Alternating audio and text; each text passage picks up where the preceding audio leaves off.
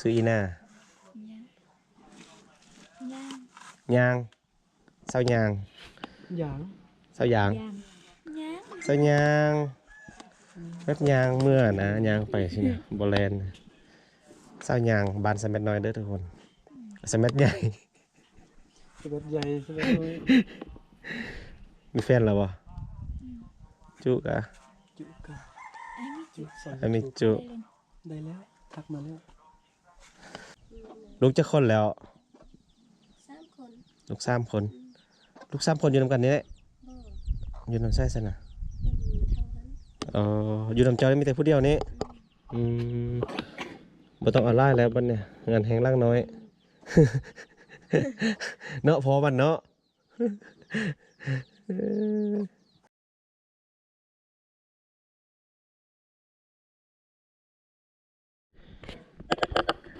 ในคนตอนนี้เฮาขี่รถลงมาจากบ้านสะแมดใหญ่โตที่ว่าอยู่ใจกลางของบ้านพุ่นเฮาลงมาที่สะแมดใหญ่คือกันนะทุกคนเนาะแต่ว่าเป็นสะแมดเสนียมนะทุกคนแต่ก็ขึ้นซื้อบ้านเดียวกันเนาะบ้านเพิ่นฮอนโฮมบ้านน้อยเป็นบ้านใหญ่เด้ตอนนี้ก็บ่อนนี้ก็คือว่าเป็นบ้านสะแมดใหญ่คือกันเนาะเฮาสิพาทุกคนมาเบิ่งบรรยากาศอยู่แถวๆสะแมดใหญ่สวนลุมเนาะทุกคนเนาะเอิ้นว่าสวนลุมเอาซะเนาะเพราะว่าเฮาไปมาเมื่อกี้นี่ว่าสวนถึงเนาะสิมาเลาะเบิ่ง ก็บ่ได้ใหญ่ปานใดเนาะตัวนี้เนาะก็แต่นี้ไปฮอตฮันตัวนั้นจะเป็นซุกซาลาเนาะเป็นหุงหม้อบริการเนาะทุกคนหุงหม้อน้อยเนาะอยู่นั้นเราก็จะมีกลุ่มตำรวจกลุ่มอยู่นี้เนาะอันนี้เป็นกลุ่มสแมทเนาะเดี๋ยวจะพาทุกคนไปเลาะเบิ่งเฮือนซานบ้านซองเขาจะอยู่แถวๆนี้เนาะทุกคนเนาะบ้านสะท้านบ้านสะพานไปทางไหน ไปบนซ้ำแยกออกจากผู้เลินมามีวงเวียนอยู่นั่นนะ ใกล้ปะ ก็เติบหนึงได้ลงภูแล้วก็ขึ้นภูไป ก่อนจะเข้ามาทางนี้เห็นวงเวียนมาแล้วนะ นั่นแหละทางเส้นนี้จะมีอยู่2 บ้านซีบ้านสะท้านนี่กับซีไซทองไปทุกคนไปเลาะเบิงนะ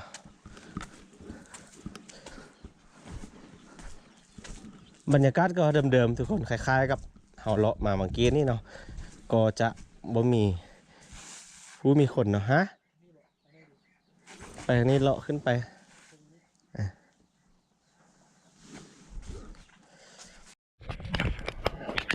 เข้ามาในตัวบานที่ว่าเป็นโซนลุมแถวนี้เนาะเดี๋ยวมาลุมนิดนึงกันโอเคถือว่าแอดไลน์ทุกคนบริเวณนี้เนาะ จะเป็นตูบเป็นยาวนี่ไล่นะสบายดีมีคนอยู่ปะเนาะโอ้มีคนอยู่สบายดีเฮ็ดอีน่าอยู่กับพ่อ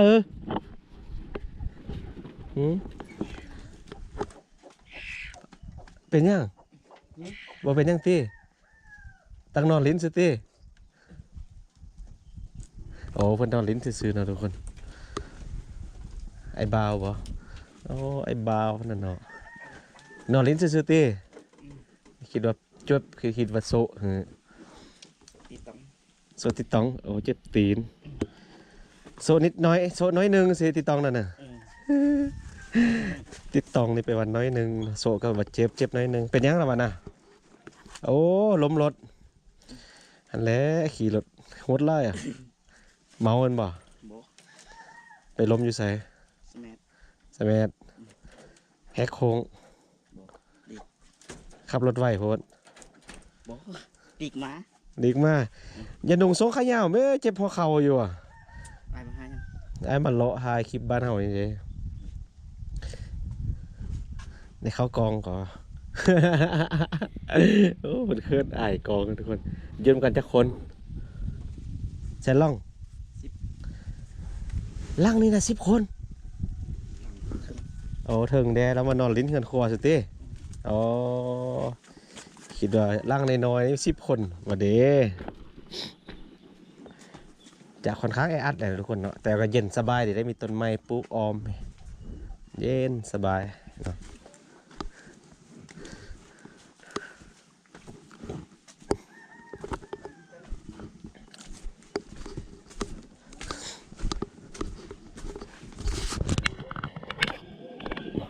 ล่างเด้อเพื่อนล่างนี้อ๋อ คอนมอนค่ะได้เมียแล้วตัวน่ะได้แล้วชื่อว่าอู้ดกสะเลเฮ็ดอีหน้ากันนอนเล่นโอ้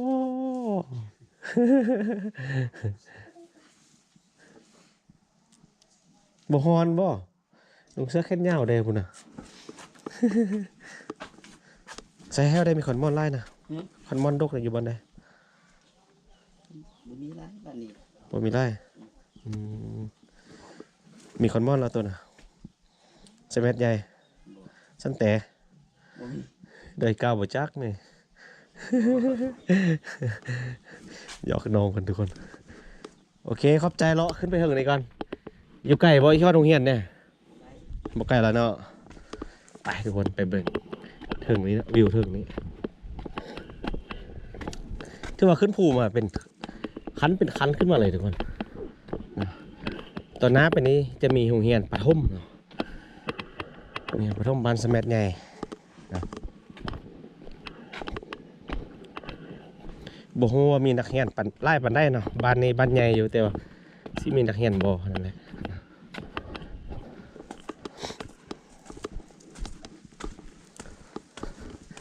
ไปจะพาทุกคนไปเบิ่งโรงเรียนมองบ่เราว่าเริ่มไกล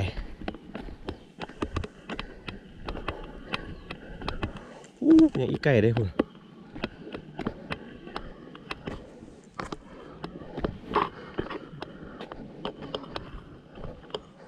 เฮือนได้คู่ตินี่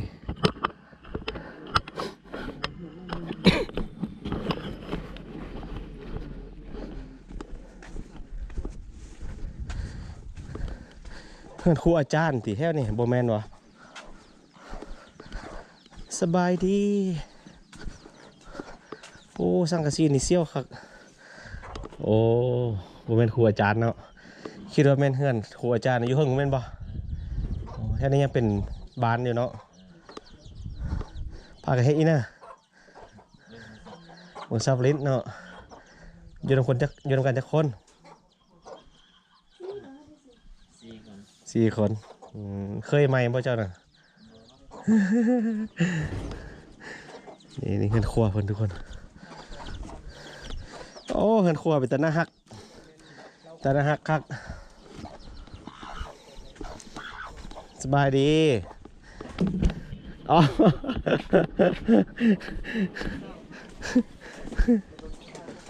ผู้สาวหรือว่าเมียเพิ่นหู เป็นอาสาไทยสักอย่างนั้นแท้ ตักไก่บ่น้ำน่ะ ตักโอ้ไก่เอาอยู่ไส บ่มีน้ำกันนี่นะ เอาอยู่ไส อยู่ลุมนี้ เอากอกนี่ออกอยู่เนาะ มื้อนี้เขาบ่เปิด จักมือครับเปิดเท่านึง ว่า คอนมอนบ่คอนมอนกะ เอา ไอแมนคอนมอนอีกพวกแล้ว เขาความเจียงคือมาลอง บุมีคนลูกสาวเจ้าน่ะ ก็หลายคนเด้อ แต่ว่าเอาพวกมาแล้วอ๋ออย่างละลองหนึงจะอ๋อเพิ่นหนึงเขาทุกคนหนึงเขากินกับอีนาต้มไก่บ่บ่มีไก่ ไก่มาก ทุกคนบ่เฮ็กมาอยู่เมืองนี้ก็ดนแล้วเนาะแต่ว่าบ่ได้ขึ้นมาฮอดเทิงที่จักเทื่อส่วนใหญ่ก็มาฮอดแต่แถวลุมหั่นย้ายกันมาใหม่บ่แถวๆเนี่ยหรือว่ามาดนแล้ว มา3 ปี อ๋อคนย้ายมาใหม่ทุกคนก่อนหน้านั้นเป็นเฮือนของในครูบ่แค่นี้นะ แม่น ตอนในครู แต่ลูกแต่มีไส้มาอยู่ที่ จะออกมาแต่มีไสย้ายเอามาที่เลยบ่ทางครอบครัวเลยก่อนหน้าแถวนี้เป็นเป็นบอนพักของในครูทุกคนเนาะเพราะว่าโรงเรียนอยู่เฮิงนั้นแล้วครูอาจารย์เพิ่นย้ายไปเฮิงหมดแล้วเนาะ เฮียนเขาสมบูรณ์ บ่เขาว่าเฮียนอนุบาล อื เฮียนหลังนี้นี่ เทิงนี้ก็จะเป็นโรงเรียนประถมนะทุกคนแต่กี้เป็นมัธยมตอนต้นสนะไซทุกคนแล้วเดี๋ยวนี้เพิ่นย้ายเปลี่ยนจากโรงเรียนประถมอยู่พุ่นเอาประถมมาพีแล้วเอามาต้นไปพุ่นเนาะครูอาจารย์ก็ย้ายออกบริเวณนี้แล้วก็ ประชาชนก็ย้ายเข้ามาแทนแถวนี้ ก็คือจุเจ้ามาแต่มีไซเนาะจักครอบครัวมาแต่มีไซ ครอบครัวหาผู้เดิน น้องนั่นก็เป็นไทยสแมันี่แหละเนาะเป็นอะไรมาอยู่พี่ดีก็อยู่มีไซบ่ อยู่พี่คันมันมีบอลเฮ็ดให้เฮ็ดเชือนก็สะดวก อายุพุ่นก็มีบนเฮ็ดไร่เด้แม่นน่ะ แบบนี้ เออ เอาไปให้ลูกชาย ลูกชายก็มาพี่หมด ยังอยู่มีไส้คนหนึงแล้วเอาเมีย อ๋อให้ลูกชายพุ่นน่ะเฮ็ดเนาะอยู่พุ่นน่ะเนาะ เป็นยังก็พระมาให้ลูกชายหมด เราอยู่นำกันจากคนเนี่ย6รวมทั้งลูกเคยนำลูกเคย เจ็ดโอ 7 กับลูกเคยอยู่ ลูกเคยจักคน เคยอยู่ที่คนนึงอยู่สวนแตงคนนึง อ่า ได้สองเคยแล้ว อืม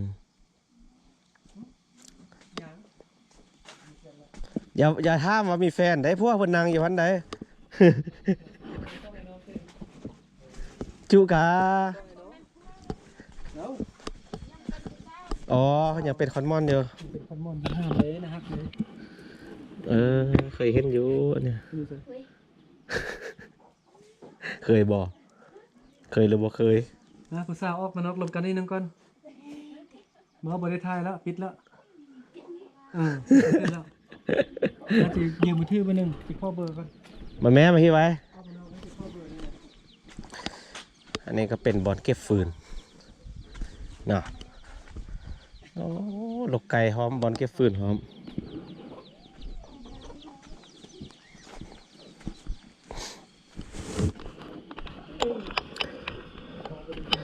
ลุมลงไปนี้ก็จะเป็นเส้นทางนะทุกคน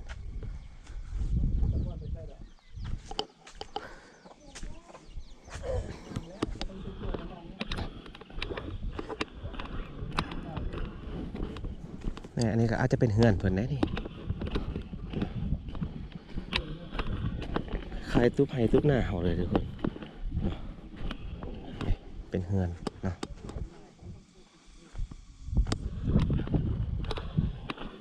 ลุมลงไปก็จะเป็นส่วนสาอีกแหละทุกคนเนาะเนี่ยเป็นส่วนสาทางนั้นเลยเป็นวิวบานเนาะ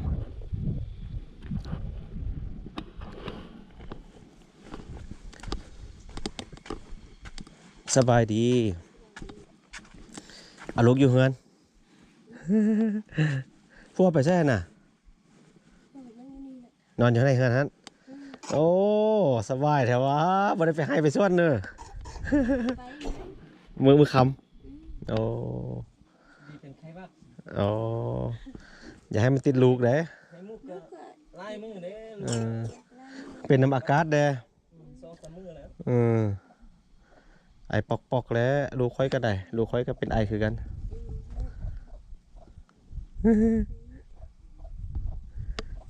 ย้ายมาใหม่วะยังมาปลุกซุบน้อยแท้ จะซ้ำนี้ ลงเฮือนใหม่เป็นครอบครัวทุกข์ยากแม่นบ่ แม่น อืมแต่ก็ยังใครมุงสังกะสีทุกคนเนาะอาจจะเป็นลงเฮือนใหม่แด้เนาะลูกจะคนแล้ว 3 คน ลูก3 คนลูก3 คนอยู่นำกันนี่แหละ บ่ อยู่นำใส่ซะนะ เท่านั้น อยู่นำเจ้ามีแต่ผู้เดียวนี้บ่ต้องเอาไล่แล้วบัดเนี่ยงานแหงล่างน้อย เนาะพอมันเนาะ ไปบ่ไปอยู่ดอยบ่ขนมไล่ก็ไปบ่ปองขนมบ่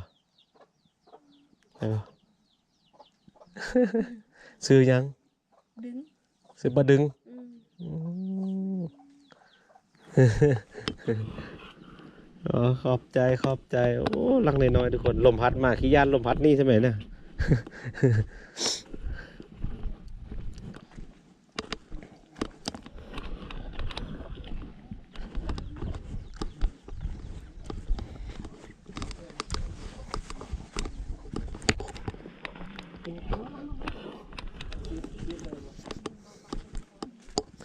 เคยเห็นตลอดนะบกล้าทักจักเถื่อคิดว่ามีแฟนอะเคยเห็นอายอยู่บ่คิดได้ไรเลยเคยเห็นอยู่บ่ แม่นอยู่หั่นเลย อยู่ อยู่หัน แม่นบ่แม่น อยู่ดอยนะอายก็อยู่ดอย ติดตามเบิ่ง ซื้ออีน่า ย่าง ยางเศร้ายาง อย่าง เศร้ายาง ย่างย่าง เศร้ายางแป๊บยางเมื่อนะยางไปสิเนี่ยโบแลนด์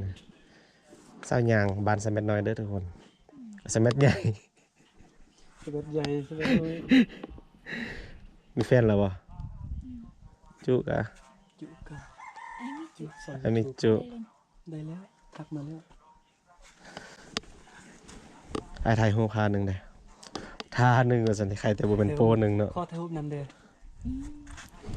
มันออกมาเนาะโอ้ยยังเงินมืดไปเห็นเลย อืม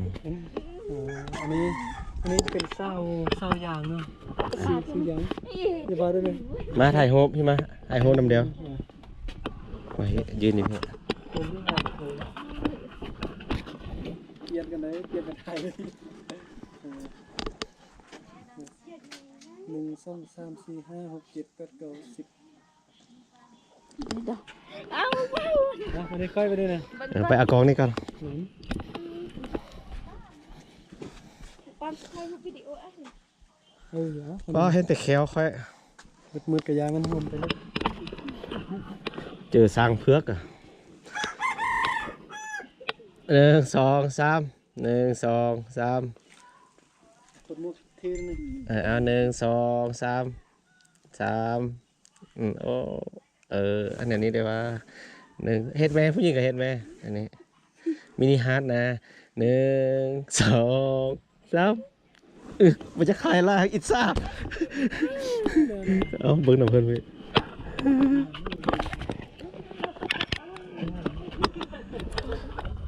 สาวยาง มาคือกันจีบได้ปะเป็นแฟนได้ปะไปกลับบ้านน้ำกัน คอยเลยนะ ค่าดอกเพลงที่เพลงอันนี้แหละ ส่ง เบ มา อ เล ร์ ยเด้อ เลยส่งให้บอกเขาเฮียนมาจน ติดตามอายแล้วหนึ่ง ยัง ตอนนี้ได้จักปีแล้วตอนนี้15 ปี 16ก็ 16สิเข้า ตกลง15หรือว่า16 ปี16 ปีโสดแท้ๆเนาะสมมุติมาข้อในค่าดองแพงบ่ น้องบเอาคาดอง ไกลเนาะ ว่าแต่ว่าอาเฮ็ดไฮร้อนบ่เนี่ยมาร้อนน้องบเอาคาดอง บ่ฮู้ว่าถ้ามาข้อแท้ๆนี่ฮิตของจะยากหรือบ่ ฮะไอ้บ่ไอ้เจ็บปั๊มลูกเลย แปลว่าหยังเศร้าจัง สายางสายาง แต่มัน บ่คนบ่แก้วต้องว่าว่ายางต้องมายาง ย่างหรือว่าย่าง เอ้ยไทยนี่ โอ้ยฮู้จักละตีซองนี่น่ะ มันเด้อ ฮู้แล้วเนาะ ผู้ใด ยังบ่ติดตามข่อยซั่นน่ะ อืม ตะกี้น่ะ ตะกี้ยังบ่ติดตามอายซั่นน่ะ บ่ลองกล้อง เขาเจ้านี่มักว่าว่ายางเป็นยาง ยุ่งเป็นยุงอืม เป็นอย่างไปถ่ายเสียดายมาบ้านไปถ่ายเช้าเงิน มื้อนั้นเห็นอยู่ดองสแมัดใหญ่อยู่มื้อนั้นน่ะ อืม อายว่าสิเข้าไปขอเบอร์อยู่ มีแล้วเบอร์น่ะ แต่บ่กล้ามื้อนั้นน่ะเบอร์มื้อนี้ได้แล้วมื้อน่ะฮู้ก็ได้ละ เคยเห็นอยู่เฟซแล้วบ่ เคยที่ อายบ่เห็นน่ะ ผู้นี้กับผู้นี้เห็นผู้ใดน่ะเอาบ่ดังเทื่อซะนะ คอย มาเฟซอายเอาให้อันนี้เมื่อกี้นี่มัน